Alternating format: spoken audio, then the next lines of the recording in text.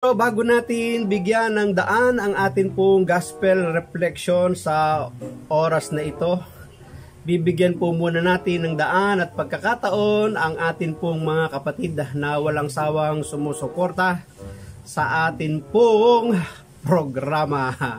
Kung wala po ang kanilang suporta, ang kanilang comments, ang kanilang pagla-like at pag-share, hindi tayo dadami. Ayan. Shout out po sa ating mga kapatid kay Doc Bac. Ayan.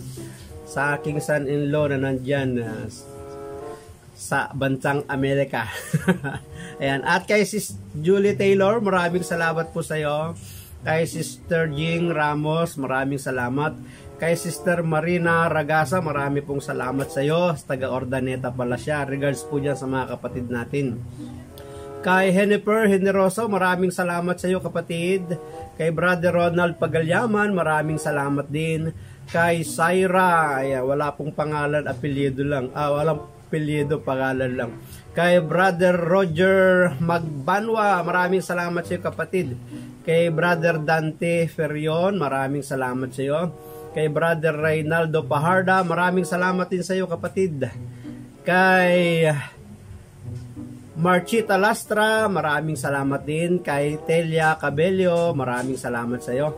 Kay Sis Daisy Villanueva, maraming salamat din sa iyo. Kay Father Honey Kilapio, maraming salamat po sa iyo sa iyong pagsuporta at palaging pagdalaw sa akin pong reflection. Kay Sister Grace Gonzales, maraming salamat po Sister Grace, pagpalain ka ni Lord. Kay Raquel Di Guzman, marami pong salamat. Kay Eli Bernardino, maraming salamat din po. At kay Senspat Jude ng Japan, maraming salamat sa iyo.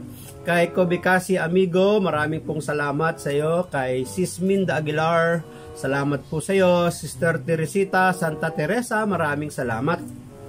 Kay Artemio Aquino Antonio, maraming salamat po sa iyong pagbalik sa akin pong channel. Ayan. Kay Brother Nelson Domingo, maraming salamat po. Kay Ricardo Bernardo Duson, maraming pong salamat kapatid. Kay Jose Bacani, salamat po sa iyong pagbalik. Kay Ronald Bagcal, maraming salamat po sa iyo. Kay Jomar Silistian, maraming salamat po sa iyo. Kay Brother Jas Jacinto Pahardo dyan sa Naga, Camarines Sur, maraming salamat sa iyo kapatid. Regards yan sa ating mga kapatid, no? Kung ibig din po ninyo na kayo po ay mapasama sa mga reflection sa shoutout, wag lang po kayo mag-aatubiling mag-comment. Wag lang like, kasi pag like hindi ko po kayo na monitor, hindi ko kayo na-identify.